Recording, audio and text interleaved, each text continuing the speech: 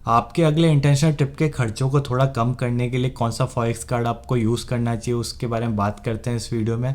मेरे पास total 5 forex card हैं जो मैं यूज़ कर चुका हूँ, तो सबके कुछ फ़ायदे हैं कुछ नुकसान हैं और सबके डिटेल में जानते हैं इस वाले वीडियो में। और फिर आपको कौन सा सूट करता है कार्ड आप सिलेक्ट कर सकते हैं ये वीडियो देखने के बाद। थोड़े टाइम पहले मैंने एक शॉर्ट वीडियो बनाया था फॉरेक्स कार्ड के ऊपर और स्पेशली नियो ग्लोबल कार्ड के ऊपर, जब आरबीआई ने उनका एसबीएम डेबिट कार्ड बैन कर दिया था उसके ऊपर वीडियो बनाया था। और काफ़ी क्वेश्चंस आए थे उसके बाद में कि अगर ये वाला कार्ड बैन होता है तो कौन सा यूज़ करना चाहिए, हम तो ये वाला यूज़ कर रहे हैं लेकिन इसमें ये कमियां हैं। तो सबसे पहले इसी कार्ड के बारे में बात करते हैं। ये था इनका डेबिट कार्ड जो एसबीएम बैंक का था और मेरे ख्याल से ये फरवरी या मार्च में आरबीआई ने बैन भी कर दिया था इसको, उनकी गाइडलाइंस फॉलो नहीं करने की वजह से। तो ये वाला कार्ड बैन होने के बाद उनके दो बैंक के और कार्ड आए थे टाई अप के साथ में, डीसीबी बैंक और इक्विटस बैंक। और अभी उन दोनों बैंक के कार्ड का क्या स्टेटस है मैं पूरी तरह नहीं बता सकता क्योंकि मिक्स कमेंट्स आते हैं। कभी कोई बोलता है कि हाँ दुबई में वर्क कर रहा है, अच्छी तरह वर्क कर रहा है, कभी कोई बोलता है कि मैं इंटरनेशनल उस कार्ड को लेके गया और वो चल नहीं रहा। तो जो उनका डेबिट कार्ड है वो अवॉइड करने का सजेशन दूंगा मैं भी अगर आप इंटरनेशनल जा रहे हैं तो। और उनका ये जो डेबिट उनका जो क्रेडिट कार्ड जो रिसेंटली लॉन्च हुआ है उसको यूज़ करने का मेरा भी प्लान है अब जो मैं ट्रिप में जा रहा हूँ उसमें। और फिर उसके बाद यूज़ करके और सजेशन दूंगा, लेकिन इसके फ़ायदे मैं बताता हूँ पहले आपको।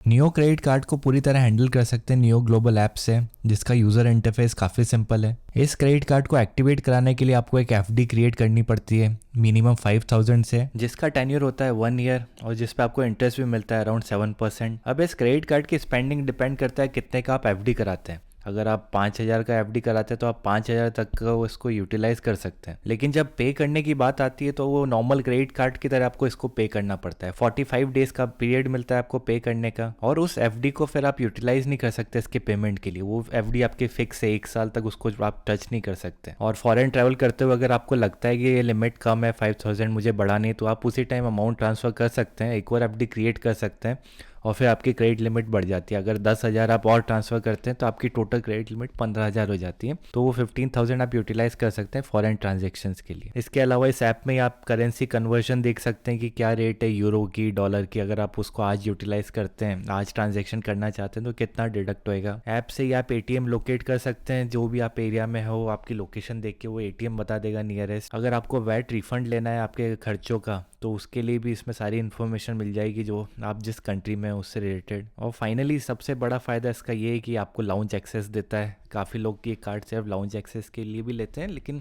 ये 2-3 पॉइंट है जो आपको ध्यान में रखना चाहिए लाउंज एक्सेस के लिए। एक है कि आप एक क्वार्टर में एक ही लाउंज एक्सेस ले सकते हैं, जिसका मतलब ये है कि आप साल में 4 ही लाउंज एक्सेस ले सकते हैं और सिर्फ इंडिया में ही ले सकते हैं जो इंटरनेशनल एयरपोर्ट्स हैं इंडिया के। फॉरेन में इसको यूज़ नहीं कर सकते आप। फिर एक प्रॉब्लम आती है इसके डाउन टाइम की। कई बार ये ऐप डाउन टाइम दिखाती है कि ये 4 घंटे के लिए आप इसमें लोड नहीं कर सकते, तो वो काफ़ी बार आपको इमरजेंसी में थोड़ी प्रॉब्लम आ सकती है। फिर थर्ड नंबर पर है एक्सिस बैंक का ये वाला कार्ड, उनका मल्टी करेंसी फॉरेक्स कार्ड जो 2017 में न्यूजीलैंड गया था जब ये बनवाया था, काफ़ी यूज़ किया। काफ़ी अच्छा कार्ड है। प्रॉब्लम भी है इन कार्ड में। सबसे बड़ी प्रॉब्लम यही कि सिर्फ 16 करेंसी में आप ट्रांजैक्शन कर सकते हैं इस कार्ड के थ्रू, जहां नियो ग्लोबल कार्ड आपको 120 करेंसी में ट्रांजैक्शन अलाउ करता था। इस कार्ड में सिर्फ आप 16 करेंसी को यूटिलाइज कर सकते हैं और जिस करेंसी को आपको यूटिलाइज करना है उसमें आपको पहले प्रीलोड करना पड़ता है अमाउंट, और जिस डेट को आप प्रीलोड करोगे उस डेट की जो ट्रांजेक्शन रेट है वो एप्लीकेबल होती है। अब अगर आप 2 महीने बाद उसको यूटिलाइज करना चाहते हो तो आज की जो डेट है जिस दिन आप लोड कर रहे हो उस डेट की आपको रेट मिलेगी, और 2 महीने बाद जब आप ट्रांजैक्शन करोगे तो लेट्स से आपने लोड कर लिया $100, फिर 2 महीने बाद जब यूज़ करोगे तो $50 डिडक्ट होगा इसमें से, ना कि उस दिन की जो रेट होगी। फिर 2017 में जब इसको यूज़ किया था तो बहुत प्रॉब्लम्स थी इसमें। हमें फिजिकली बैंक जाना पड़ता था इसको लोड करने के लिए और कुछ भी मैटर के लिए। अब थोड़ा ऑनलाइन हो गया है तो थोड़ा बेटर है, लेकिन अभी भी इसकी कोई डेडिकेटेड ऐप नहीं है। जो एक्सिस बैंक की ऐप है उसके थ्रू इसको थोड़ा बहुत आप यूज़ कर सकते हैं, जैसे नियो की सेपरेट ऐप है वैसा इसमें नहीं है। तो ये कार्ड 5 साल पहले काफ़ी हेल्पफुल था जब दूसरे कार्ड्स अवेलेबल नहीं थे मार्केट में, लेकिन अब ये थोड़ा आउटडेटेड हो गया है। फिर चौथे नंबर पर मैंने ये लिया हुआ ICICI का फॉरेक्स कार्ड। ये भी मल्टी करेंसी फॉरेक्स कार्ड है, काफ़ी सारी करेंसी में चलता है ये मैंने इमरजेंसी यूज़ के लिए ही लिया है क्योंकि बाकी सब ठीक है। मतलब आप ऑनलाइन कभी अपने अकाउंट से, अगर आपके पास ICICI अकाउंट है तो कभी भी अमाउंट ट्रांसफ़र कर सकते हैं इसमें और यूज़ कर सकते हैं। लेकिन इसका जो मार्कअप है वो काफ़ी हाई है, इसलिए मैं अवॉइड ही करता हूँ इसको यूज़ करना। अगर $80 का चल रहा है तो ये 82 तक आपको मार्कअप बढ़ा के देता है रेट। 15 करेंसी में आप इसको लोड कर सकते हैं, यूज़ कर सकते हैं, और ICICI की जो बैंक की ऐप है उसके थ्रू इसको हैंडल भी कर सकते हैं। और ये भी प्रीपेड मॉडल पे वर्क करता है कि आपको जितना भी ट्रांजैक्शन करना है पहले आपको वो लोड करना पड़ेगा और उतना ही आप यूटिलाइज़ कर सकते हैं, और जब आप फॉरेन से आ जाते हैं तो उसको फिर विड्रॉ भी कर सकते हैं अमाउंट को। एंड आई एम श्योर कि आपका अगर किसी और बैंक अकाउंट में जो सेविंग अकाउंट होता है उसके थ्रू भी आप ये फॉरेक्स कार्ड ले सकते हैं। SBI इशू करता है, IDBI इशू करता है, HDFC इशू करता है, सारे बैंक जो हैं वो आजकल फॉरेक्स कार्ड यूज़ करते हैं उनके, लेकिन सब में मार्कअप कुछ ना कुछ रहता ही है। फिर 5वें नंबर पर बात करते हैं आपके क्रेडिट कार्ड की। क्या आपको अपने क्रेडिट कार्ड, डेबिट कार्ड जो इंडिया में चलते हैं वो यूज़ करना चाहिए इंटरनेशनल ट्रांजैक्शंस के लिए जब आप किसी और इंटरनेशनल कंट्रीज़ में जाते हैं? तो मेरे ओपिनियन में आपको इमरजेंसी में यूज़ करना चाहिए आपका इंडिया का डेबिट कार्ड या क्रेडिट कार्ड, क्योंकि उस पर बहुत हाई ट्रांजैक्शन फ़ीस लगती है और फिर उस पर GST भी लगता है, तो टोटल मिला के आपका काफ़ी बड़ा अमाउंट हो जाता है। लेस से आपने 5,000 का कुछ ट्रांजैक्शन किया तो उस पर लगभग 500-600 ट्रांजैक्शन फ़ीस लगती है मार्कअप की, और फिर उसके ऊपर GST लगता है, तो आपको पर ट्रांजैक्शन ही देना पड़ता है। और वहीं आप ATM से विड्रॉल भी अगर करेंसी करोगे तो भी उसमें फिर एक्स्ट्रा चार्जेस ज़्यादा लगेंगे। तो आपके पास होना चाहिए इंडिया का क्रेडिट कार्ड हो या डेबिट कार्ड जिसमें इंटरनेशनल ट्रांजैक्शन हो सकते हैं, लेकिन आप उसको यूज़ करना अवॉइड करना। फिर इन 5 कार्ड के अलावा एक कार्ड के बारे में और थोड़ा सा डिस्कस करना चाहूँगा, वो है बुक माई फॉरेक्स का मल्टी करेंसी फॉरेक्स कार्ड। ये भी काफ़ी अच्छा कार्ड है और मेरे ख्याल से जो टॉप कार्ड मैं सिलेक्ट करूँगा अपने ट्रिप में वो होंगे एक तो नियो का क्रेडिट कार्ड और एक ये बुक माई फॉरेक्स का कार्ड, क्योंकि इसके बेनिफिट्स भी बहुत हैं। नियो कार्ड की तरह ये भी रियल टाइम करेंसी कन्वर्ट करके देता है और उसी की तरह इसमें मार्कअप भी ज़ीरो है। और नियो कार्ड के ऊपर इसका एडवांटेज ये है कि किसी भी ATM पे आप इससे मनी विड्रॉ कर सकते हैं, और वहीं आप नियो क्रेडिट कार्ड और डेबिट कार्ड अगर यूज़ करना चाहते हैं ATM पे